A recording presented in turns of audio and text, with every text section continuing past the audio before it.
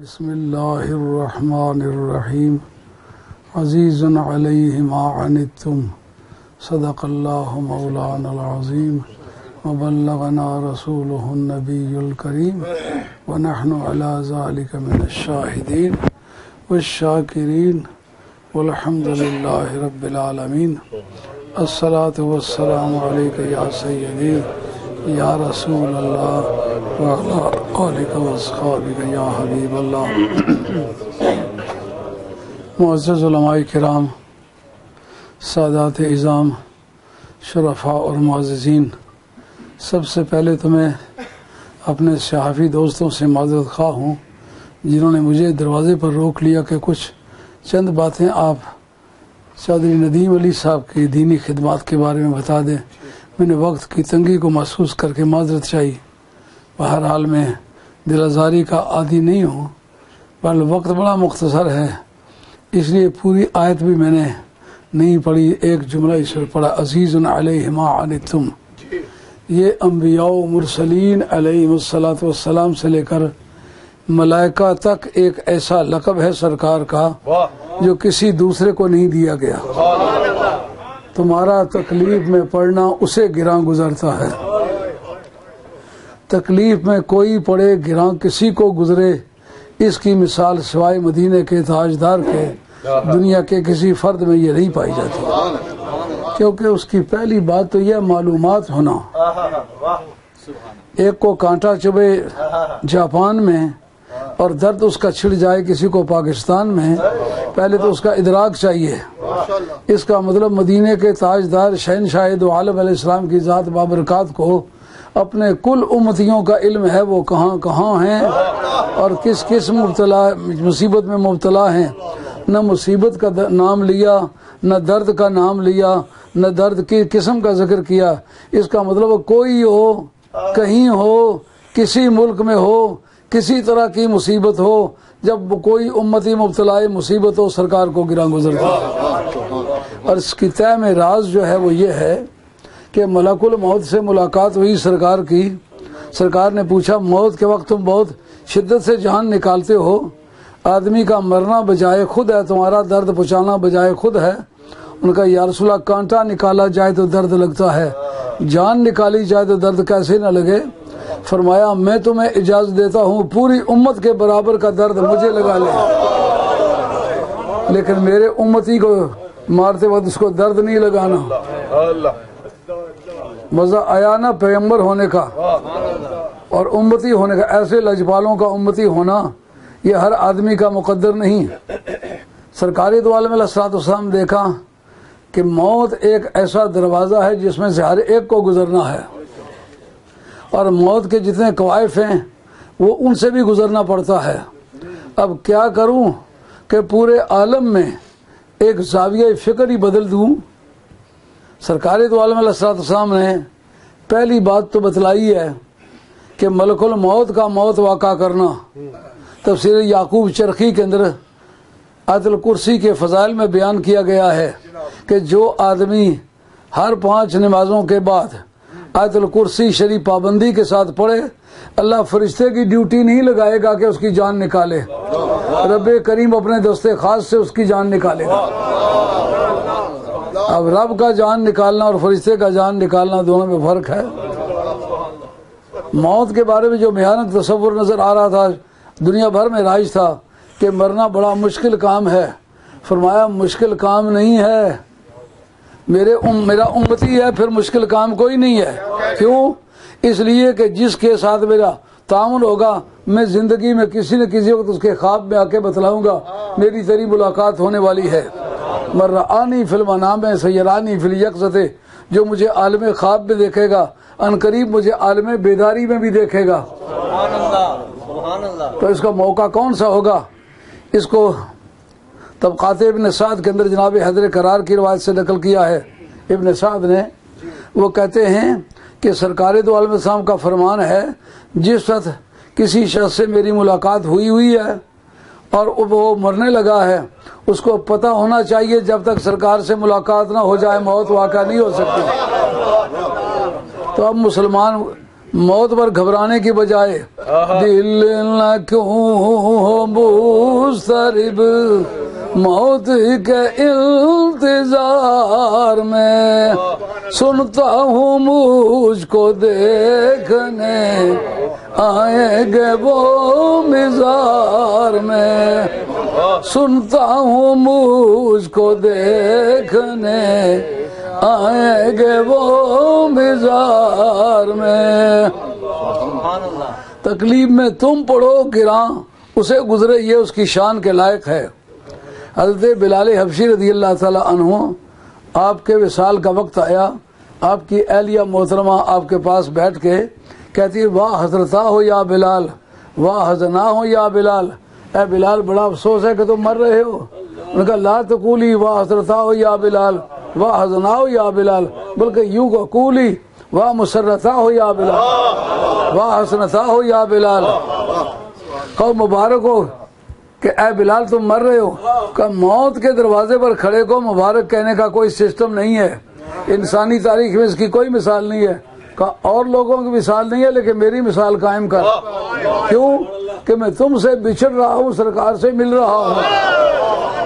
دل نہ کیوں مضطرب موت کے انتظار میں سنتا ہوں مجھ کو دیکھنے آئیں گے وہ مزار میں۔ مولا مرتضیٰ کی روایت ہے جب بندہ مرنے پر آتا ہے تو اس کو یہ پہلے تسکین ہو جاتی ہے کہ سرکار سے میری ملاقات بھی ہونے والی ہے۔ بخاری شریف میں وہ حدیث ہے، اس کا نام ہے شیشے والی حدیث۔ حضرت عبداللہ ابن عباس رضی اللہ عنہ کہتے ہیں میں نے سرکار کو ایک مرتبہ خواب میں دیکھا، میری سگی خالہ تھی حضرت میمونہ بنت حارث، میں ان سے ملاقات کرنے کے لیے گیا، سرکار کے روزانہ استعمال کا شیشہ تھا پڑا ہوا تھا، میں نے اٹھا کے اس کو سامنے رکھا، خدا کے عزت و جلال کی قسم کھا کے کہتا ہوں شیشے کے سامنے میں تھا لیکن شیشے کے اندر سرکار جلوہ فرما تھا۔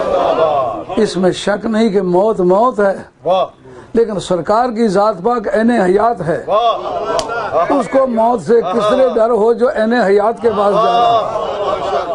سرکار اگر میرے پاس تشریف لائیں تو بچے ناز رفتہ باشد ز جہان یازمند کہ بوقت جان سپردل بسرش رسید باشی۔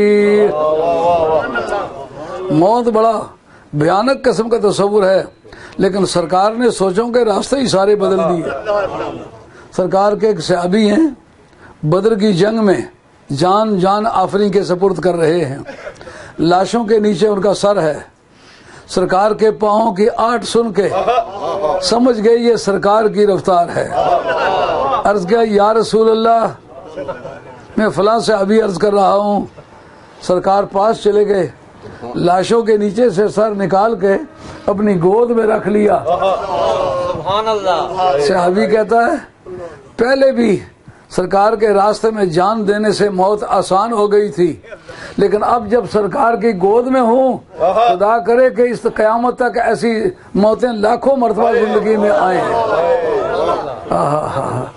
بچے ناز رفتہ باشد جہان یازمند کہ بوقت جان سپردن بسرش رسید باشی۔ کس ٹھاٹھ کے ساتھ وہ دنیا سے گیا ہوگا جس کے مرنے کے وقت تم اس کے سرانے آ کے بیٹھ گئے ہوگے۔ میاں صاحب عارف کھڑی فرماتے ہیں دم دم جان لباں پر آئی چھوڑ حویلی تل دی کھلی اڑی کے مت کی تھوں آوے ٹھنڈی سجن دی۔ حضرت علامہ فخر الدین رازی آپ کی تفسیر کبیر سورہ کاف مسئلہ نمبر 16 اصحاب کاف کے چیپٹر میں انہوں نے اللہ اور صحابہ کرام کی کرامات لکھی ہیں، ان میں سے ایک بات لکھی ہے جن کی دوستی سچی اور پکی ہے، موت قبول کر لیتے ہیں لیکن محبوب کی جدائی قبول نہیں کرتے۔ موت قبول کر لیتے ہیں، محبوب کی جدائی قبول نہیں کرتے۔ کہتے ہیں حضرت ابوبکر صدیق رضی اللہ عنہ کا وقت آخری آ گیا، جب زندگی کی آخری رمق ہے، تو آپ کے یاران و احباب پیسے پاس بیٹھے ہوئے ہیں، عرض کرتے ہیں اے خلیفہ رسول، آپ کو آپ کے وصال کے بعد کہاں دفن کیا جائے؟ ان کا سرکار کی محبت کی ڈول ڈالی ہے، اس کے بعد اپنی مرضی کو تالا لگا کے چھوڑ دیا ہے، اب مر کے بھی یار کی مرضی استعمال کرنی، اپنی مرضی استعمال نہیں کرنی۔ کہا اس کا طریقہ کار کیا ہوگا؟ کہا مجھے کفن دے کے سرکار کی بارگاہ میں سرکار کے حجرہ طیبہ کے سامنے میری لاش رکھ دینا اور اعلان کرنا ھذا رفیق قد ضعیف الذی بات معک فی الغار، یا رسول اللہ یہ وہ آپ کا بڈھا اور پرانا غلام ہے جس نے غاروں میں آپ کے ساتھ مل کے راتیں گزاری ہیں۔ اگر سرکار کی قبر اطہر سے کوئی جواب آ جائے اس پر عمل کر لینا، اور اگر خدا نخواستہ کوئی جواب نہ آئے تو جہاں 4 مسلمان چاہیں وہاں مجھے دفن کر دینا۔ حضرت امام فخر الدین رازی فرماتے ہیں، اس کا راوی جناب علی مرتضیٰ کو ذکر کرتے ہیں، کہتے جو ہی کہا گیا کہ یا رسول اللہ یہ وہ آپ کا بڈھا اور پرانا غلام ہے جس نے ساری زندگی آپ کی غلامی میں گزاری ہے اور آپ کی وفاؤں کو زندہ رکھنے کے لیے سانپ کے منہ میں بیٹھ کے آپ کے آرام کو خراب نہیں کیا، یہ وہ پرانا غلام آ گیا ہے۔ قبر سے آواز آئی اوصل الحبیب مع جنب الحبیب، جلدی کرو یار کو یار کی بغل میں سلا دو۔ اس کا مطلب یہ ہے موت مارتی تو ہے لیکن جذبات کی زندگی سے نہیں چھیڑ سکتی، جذبات میں وہ زندگی بدستور رہتی ہے۔ حضرت ابوبکر صدیق رضی اللہ عنہ کی ان یادوں کو زندہ رکھنے والے اس دور میں بھی کچھ لوگ ایسے ہیں جو جان جاتے جاتے چلی گئی ہے، جد مکدی مکدی مک گئی ہے، اجے مکیاں یار جدائیاں نہیں، جد مکدی مکدی مک گئی ہے، اجے مکیاں یار جدائیاں نہیں۔ میں نے ندیم علی قادری سے آخری ملاقات جب ہوش و آواز کی حالت تھی تو پوچھا اے ندیم علی اب بتاؤ کیا دل چاہتا ہے؟ ان کا سرکار کا جھنڈا بلند کرنا چاہتا ہوں اور علی مرتضیٰ کے نعرے لگانا چاہتا ہوں۔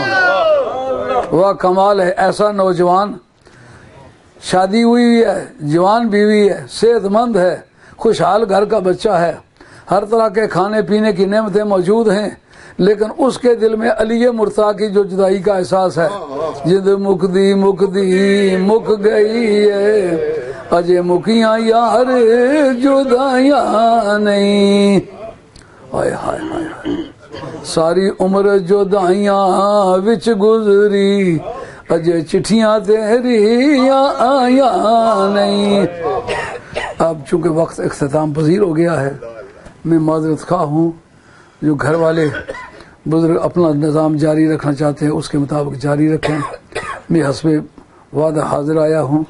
اور وہ ساتھی جو سمیتھوک سے آنے والے تھے وہ تقریباً 2 بجے پہنچ گئے تھے، میں نے اس کو انتظار میں رکھا، میں نے کہا جب تک یہ معاملہ طے نہ ہو جائے میں کسی آگے پیچھے جا نہیں سکتا۔ اب میں آپ سے اجازت چاہتا ہوں، امید ہے کہ آپ فراخ دلی سے ان میری باتوں کو قبول کریں گے اور مجھے اجازت فرمائیں گے۔ اب اگر وہ سیافی حضرات بات کر کے میری وہ کو بات نوٹ کرنا چاہتے ہیں ندیم کے بارے میں تو وہ قبول کریں۔